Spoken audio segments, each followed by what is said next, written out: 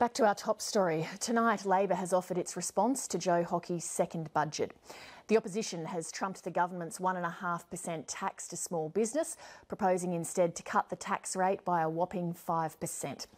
But the opposition leader Bill Shorten has not outlined a plan to substantially cut spending in order to rein in the ballooning budget deficit. Mr Shorten's in our Parliament House studio. Thank you very much for joining us this evening. Good evening, Leigh. In your speech this evening, you identified that the end of the mining boom will wipe $96 billion off the budget bottom line.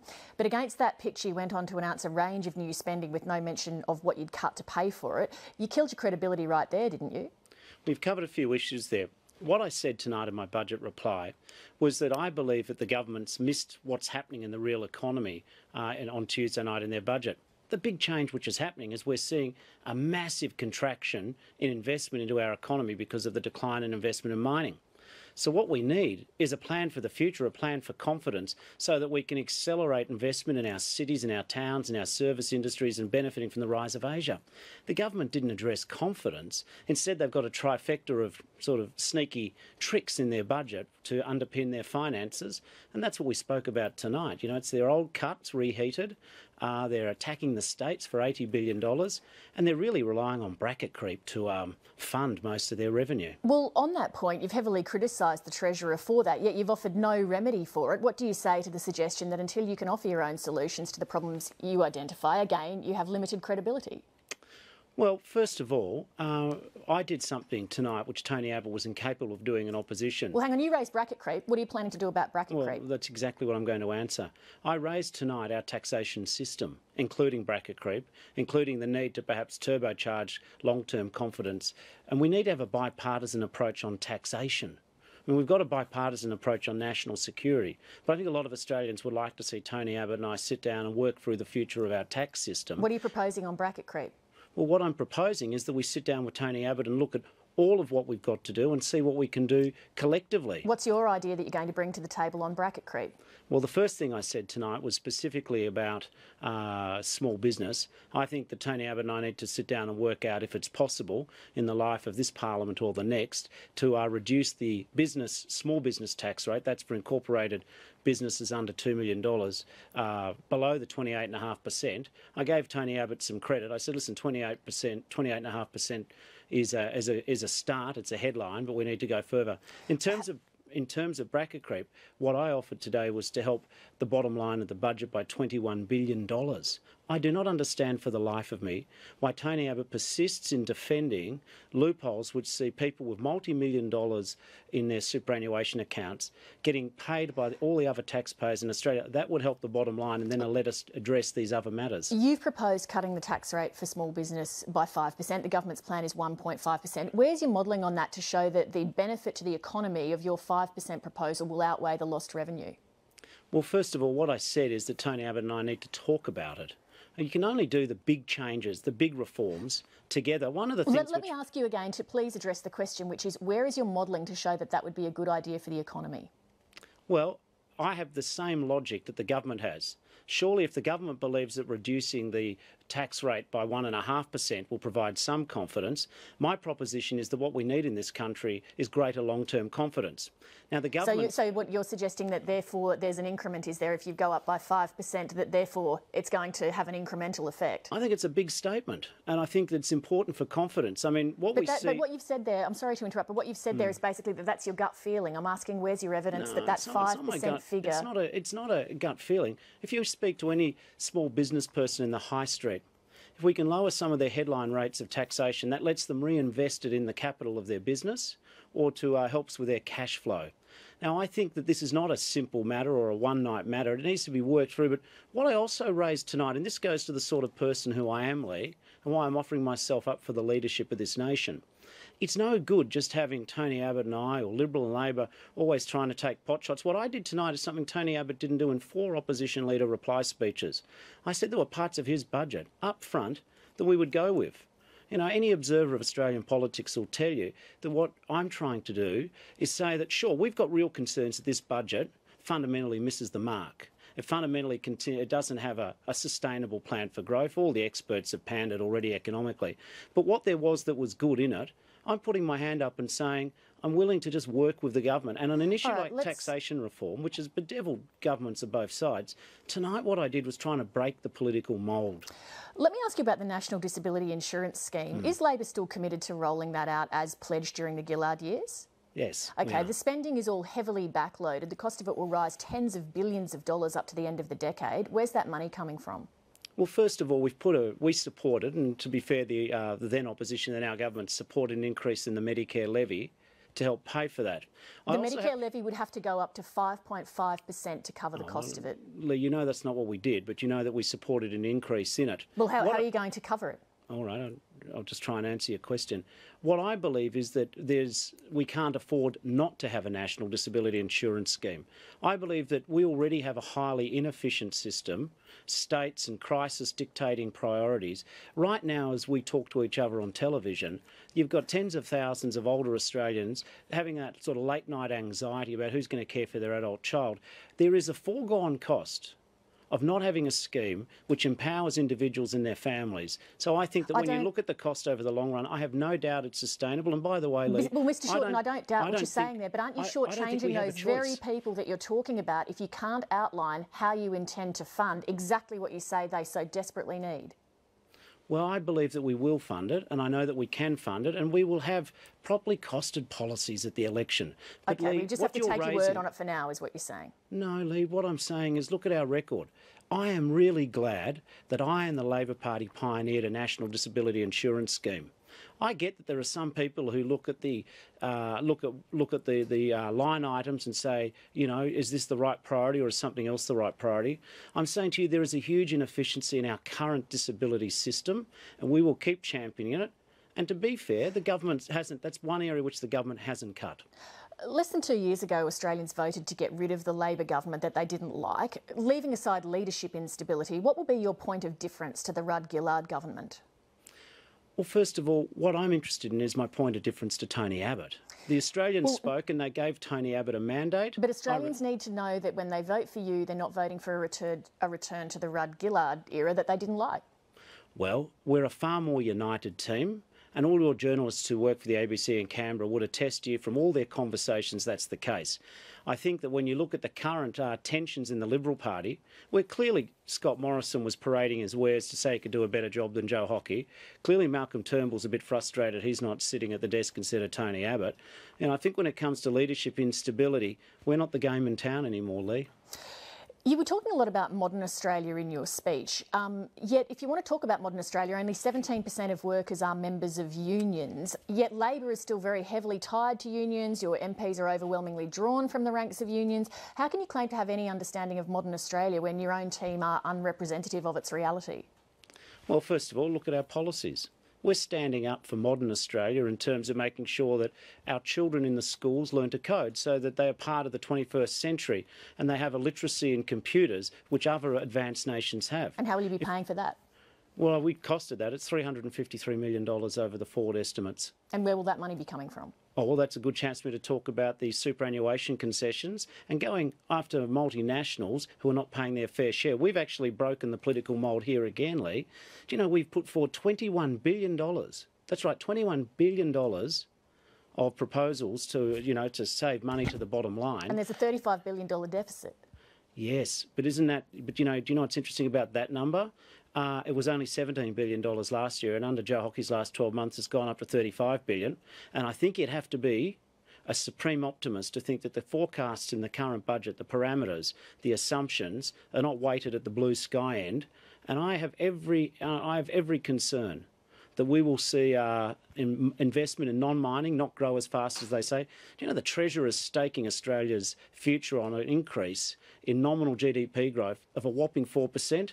There's more hope than experience in the numbers in that budget. But when we talk about the budget, when we talk about NDIS, when we talk about the past and the future, one thing that this government has been very lazy about is they've just taken $80 billion of the money which they would have given to the states if they'd been a normal government, and they've taken it away from hospitals and schools. We are looming for a fiscal cliff in terms of hospitals and schools because of this government's harsh, broken promises. Bill Shorten, we're out of time. Thank you for joining us. Good evening, Leigh. Thank you. To be seated and give the call to the Honourable the Leader of the Opposition. Yeah. That's a bit early.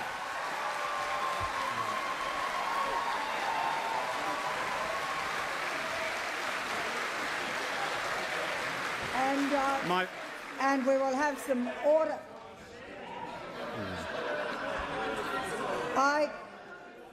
I will make it quite clear. I made it clear earlier in the day that we will have respectful silence in the House. That includes the galleries, so that the Leader of the Opposition can be heard, and that the same courtesies that applied to the Treasurer on his budget speech will apply to the Leader of the Opposition. That includes the members in the gallery. I give the call to the Honourable the Leader of the Opposition. Thank you, Madam Speaker. My fellow Australians, a budget should match the priorities of the nation. And the priority of our nation should be a plan for the future, a plan for the decades to come, a plan to build beyond the mining boom, a plan for confidence. Our people and our nation are interesting, imaginative, caring, productive and adaptive. But the 2015 budget has neither the qualities nor the priorities of the Australian people. Australians awaited this budget in fear, anticipation and hope.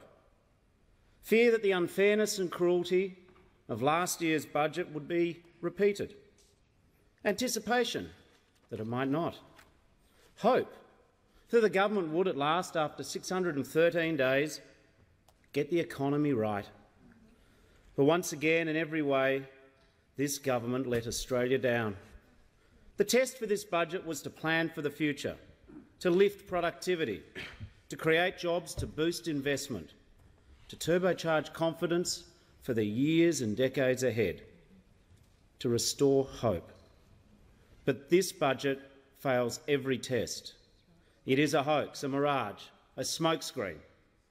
To the extent that the Treasurer pretends that this budget is in any way remedial to the Australian economy, it is a hoax. Right.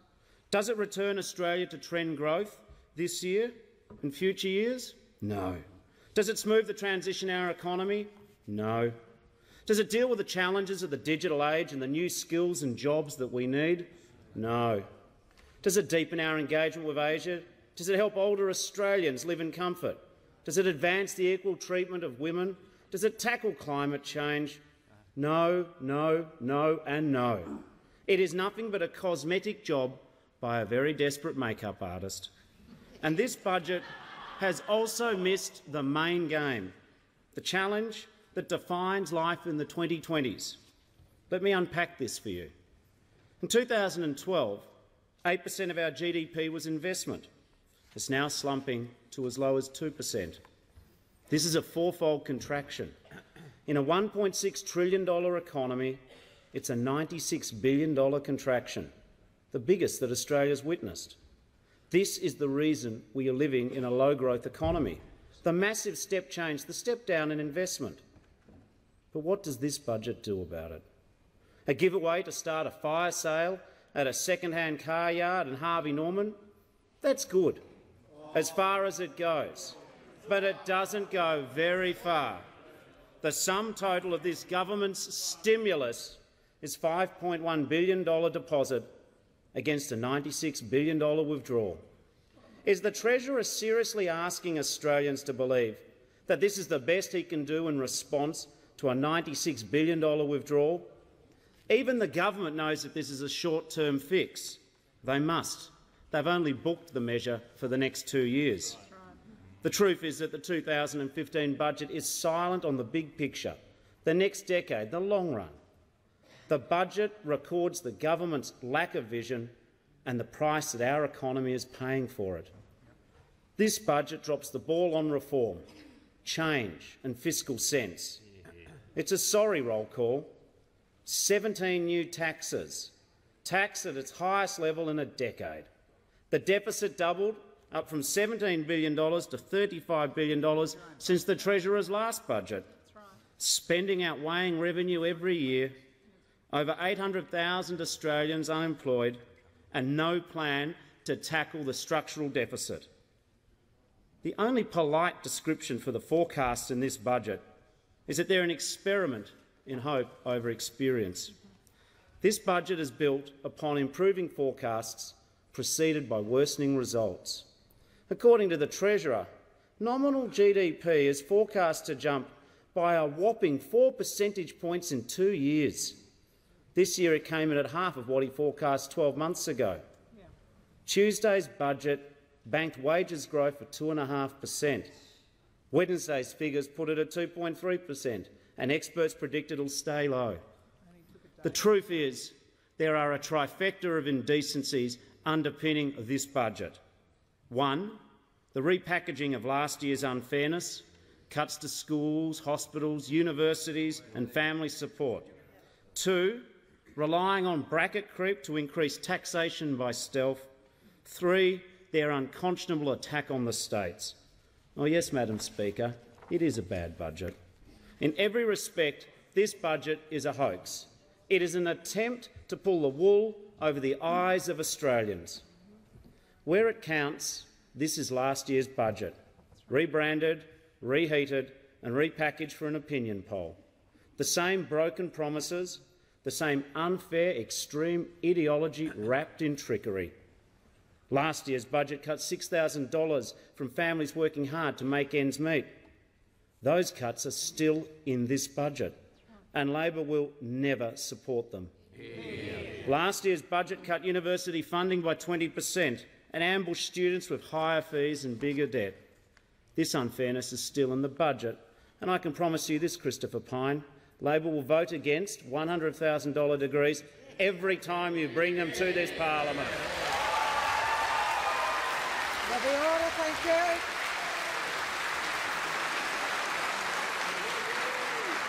I would repeat, we'll have order from the galleries. And whether it is for 1 month or 6, Labor will never support leaving young people looking for work to survive on nothing. We will never sign off on the Prime Minister's plan to push young people into poverty and worse.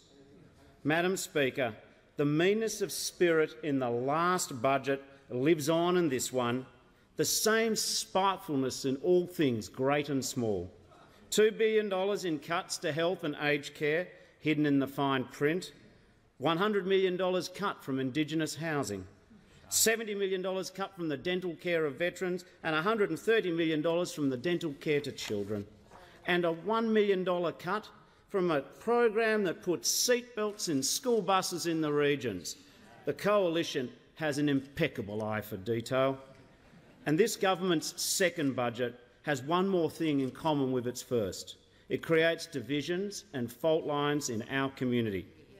Remember the 2014 lifters versus the leaners? They're at it again, this government. Cutting family support to pay for childcare, pitting mums and dads of 3- and 4-year-olds against mums and dads of 6- and 7-year-olds, forcing nurses and retail workers and police to choose between more time at home with their baby or a cut to their pay. In just 1 year, this Prime Minister has gone from the staunchest defender of paid parental leave, his signature scheme, to vilifying tens of thousands of women who rely upon it. From praising women of calibre to demonising routers and frauds. That's how quickly this Prime Minister reverts to type about women in the workplace, and it confirms what we have always known. No employee, no employer, no family can ever trust this Prime Minister with their rights at work. Madam Speaker,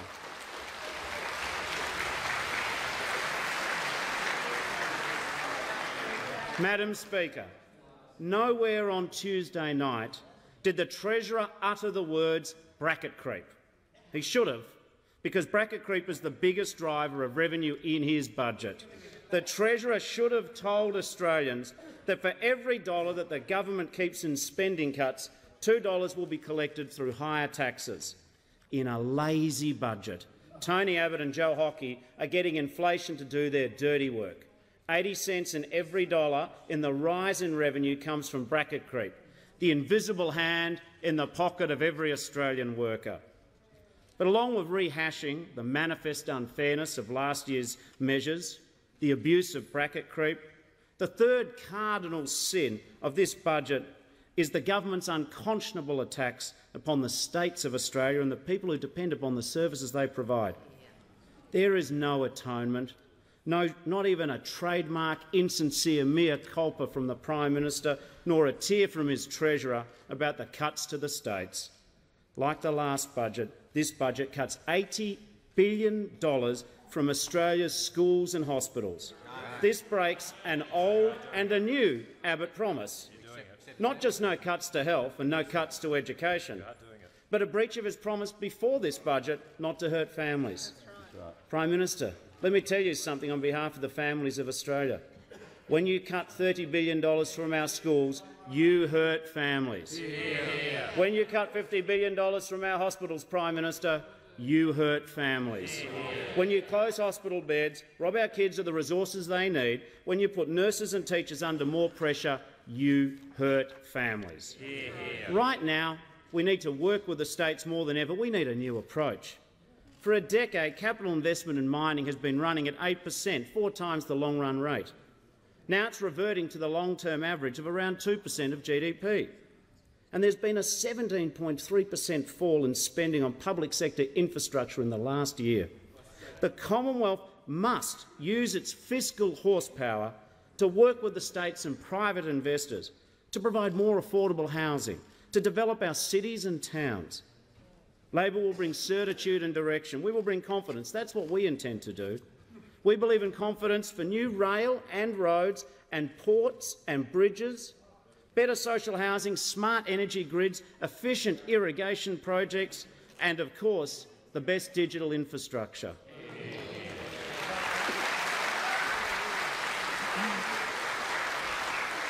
New infrastructure projects boost demand in the short term and they lift supply over the long term, creating jobs and generating national momentum.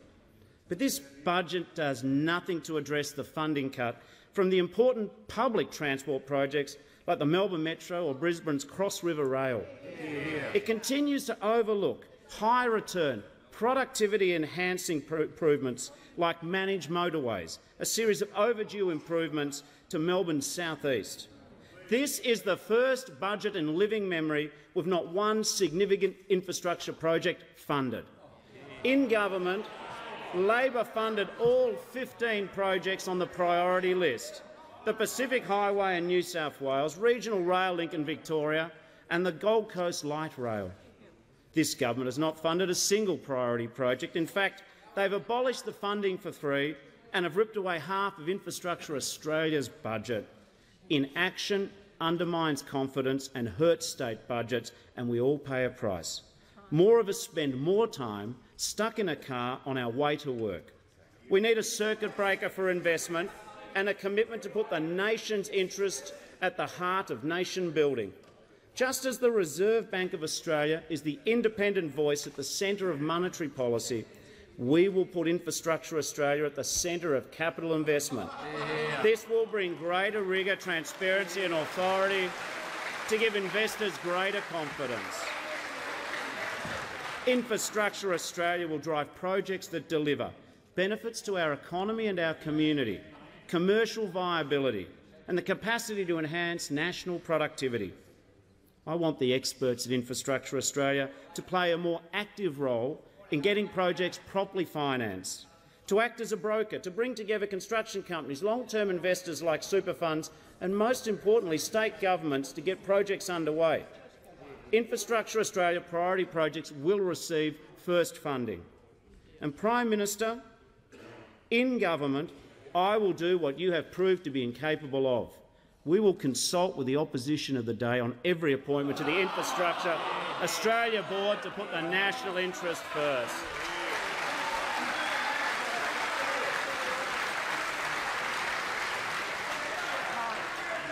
Prime Minister, Australians are sick of the petty partisanship around appointments. We can and will do better. Infrastructure must be at the centre of any plan for Australia's future. It's too important to be held hostage to short-term politicking or squabbling. Good infrastructure makes our cities more livable, our regions more accessible and our economy more productive. It's essential to the jobs and the economy of the future, to where we will live and to the lives that our families will enjoy.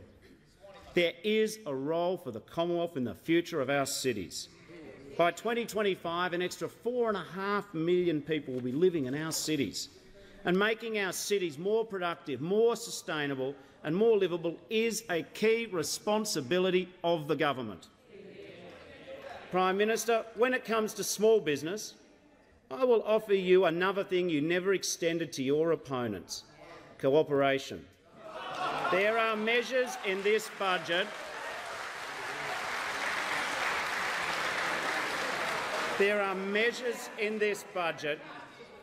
that Labor will support in the national interest. We will cooperate on national security.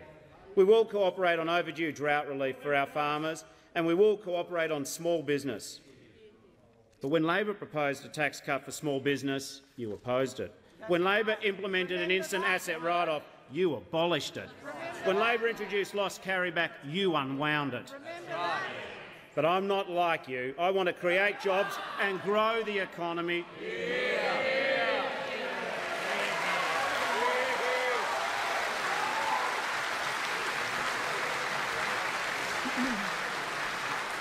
I have asked the galleries for some order. A 1.5% cut for small businesses might be enough to generate a headline, but it's not enough to generate the long-term confidence and the long-term growth our economy needs. So tonight I say let's go further. Let's give small businesses the sustainable boost of confidence that they deserve, the confidence to create jobs. I invite you to work with me on a fair and fiscally responsible plan to reduce the tax rate for Australian small business from 30% to 25%. Not a 1.5% cut, a 5% cut. That's the future. That's confidence. Now, I understand that this will not be easy, and it may take longer than the life of one parliament. That's why it must be bipartisan and it has to be fair. That's why it must be part of a more comprehensive approach to address the key pressures in our taxation system, not only small business, but, as I mentioned before, bracket creep and tax rates for ordinary working Australians. All of these things and more need to be addressed together in a fair and fiscally responsible way. This parliament, you and me, working together to create more jobs, working together to build a stronger economy and a better country. And you are welcome to work with Labor on our clear, fair plans to improve the budget bottom line by more than $21 billion in the decade ahead. Making foreign multinationals pay their fair share of tax.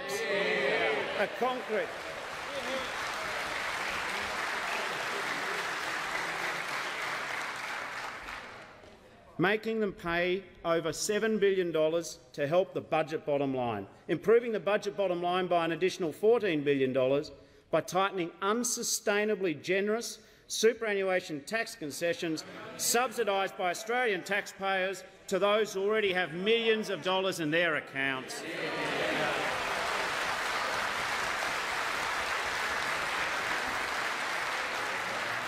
Labor created and improved superannuation for the same reason we champion a fair pension.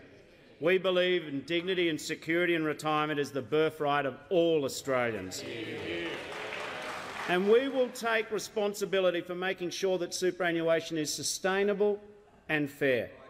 A new national retirement savings system for the many, not just a tax haven for the few. Prime Minister, your stubborn defence of these unfair loopholes will only cause millions of other Australians to pay even more tax and our deficit to rise. Madam Speaker, Labor will back small business to support jobs today, and we have a plan for jobs tomorrow. We have a plan to build a new engine for prosperity and to turbocharge it with science, skills, infrastructure and education. Like so many of my Labor team, I've spent my adult life standing up for fairness in the workplace, in the community and in this parliament. In 20 years of representing working people, I've been there in good times and hard times. When economic change starts to bite, Australians don't reach for a handout and they don't want charity. But they do expect hope, a sense of confidence. Above all, Australians want to know where the new jobs are coming from. What will their kids be doing for a living? What are the jobs of the next generation going to be? Nothing matters more to Labor than securing the jobs of the future. Jobs that help Australians aim high, raise families and lift their standard of living. And the new jobs of the future require new skills: designing skills, coding skills, building, refining, adapting and servicing the machines and the supply chains of the new age. 3 out of every 4 of the fastest growing occupations in Australia will require skills in science, technology, engineering and mathematics. Not just researchers and programmers, but technicians, electricians, plumbers and machine mechanics. Yet right now in our schools, TAFEs and universities, there are not enough people acquiring these skills. Australia must get smarter or we will get poorer. I believe Australia can be the science, startup and technology capital of our region, attracting the best minds, supporting great institutions and encouraging home our great expats. We should aspire together, universities and industry, the people and the parliament, to devote 3% of our GDP to research and development by the end of the next decade.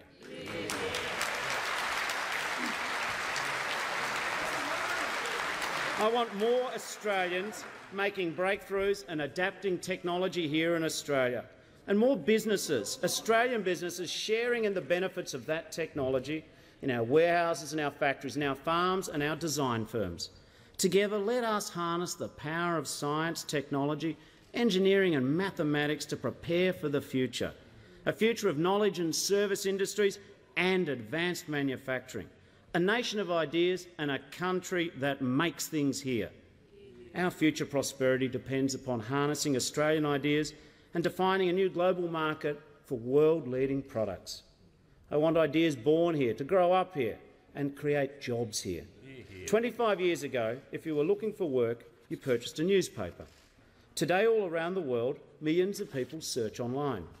The world's largest online job ads company, Seek.com, was created in Australia with the support of the Australian government. A $2.5 million investment in 1998 helped grow what is now a $5 billion company, employing over 500 Australians. Labor will create a new $500 million smart investment fund to back in great Australian ideas like this. Our smart investment fund will partner with venture capitalists and fund managers to invest in early-stage and high-potential companies. Our model has a definite, proven record of success both here and abroad. But every global company begins as a local one. Every big business starts out as small. And Labor will work with the banks and finance industry to establish a partial guarantee scheme, Startup, to help more Australians convert their great ideas into good businesses. We will enable entrepreneurs to access the capital they need to start and grow their enterprises. So many of our competitors for the jobs of the future already have a scheme of this kind in place. The United Kingdom, the United States, France, Germany and Hong Kong is a leader in our region. We understand, Labor understands, in the new economy, it's these businesses that will drive growth and create jobs. It is our responsibility to support our next generation of designers, refiners, manufacturers and creators. And, Madam Speaker, productivity is the most important catalyst for our economy. And the most important catalyst for productivity is education. Resource booms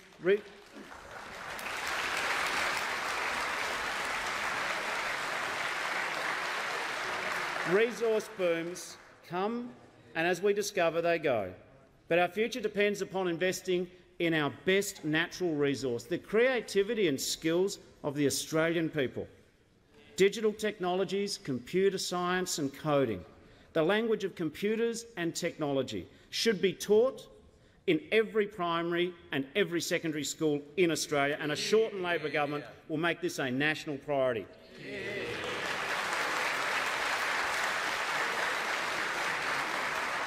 We will work with the states and territories and the National Curriculum Authority to make this happen. Coding is the literacy of the 21st century, and under Labor, every young Australian will have a chance to read, write and work with the global language of the digital age. All of us who've had our children teach us how to download an app know how quickly the children adapt to new technology. But I just don't want our Australian children playing with technology. I want them to have a chance to understand it, to create it and to work with it. We can't do this without great teachers, not now and not in the future. We all remember our great teachers. I was raised by one of the best. My mother lived the value of education. As a young teacher, a mature-age student and as a university lecturer, she showed me the doors that education can open for Australians from every walk of life. Yet today, 2 out of every 5 science and maths teachers for years 7 to 10 don't have a degree in these subjects. 20,000 teachers in our science, maths and IT classes didn't study these subjects at university. We're asking too much of these teachers and not doing enough to support them or pay them properly.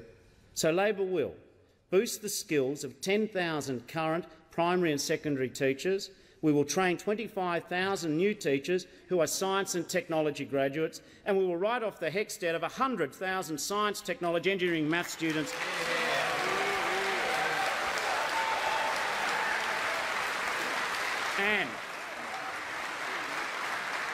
And we will encourage more women to study, teach and work in these fields. We need to offer the most powerful incentive to Australians thinking about studying science and technology, a good job. A career in science does not just mean a lifetime in a lab coat, it means opening doors in every facet and field of our national commercial life. Madam Speaker, innovation offers opportunities everywhere: smarter farming and safer food, more livable cities and better transport, new ways of learning from each other, working, communicating with each other and caring for each other. It is the key to the jobs of the future, the jobs that a Labor government will deliver. Yeah. Madam Speaker, it is reported that the government have nicknamed this the have-a-go budget. But it doesn't have a go at returning to trend growth. It doesn't have a go at smoothing the transition in our economy from mining to services in our cities. It doesn't have a go at getting us back to surplus. It doesn't have a go at reform. It doesn't have a go at delivering skills required in the digital age. Madam Speaker, it didn't even have a go at apologising for the last budget.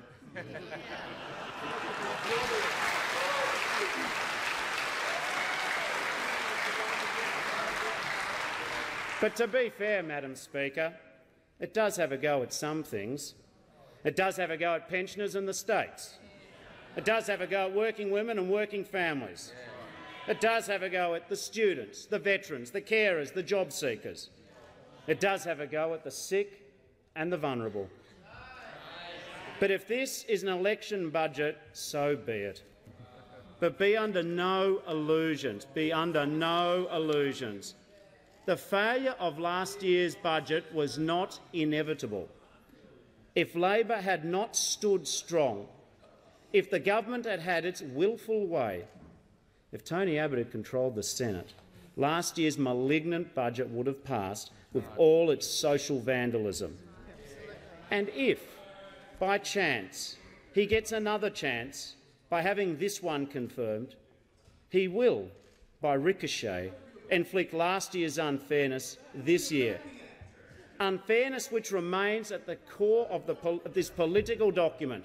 This budget is not an economic piece of paper, it is just a political piece of paper. Tony Abbott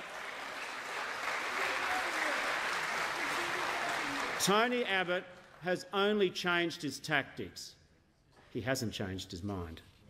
Whatever this budget brings, we are ready. We're ready to offer remedies rather than reactions.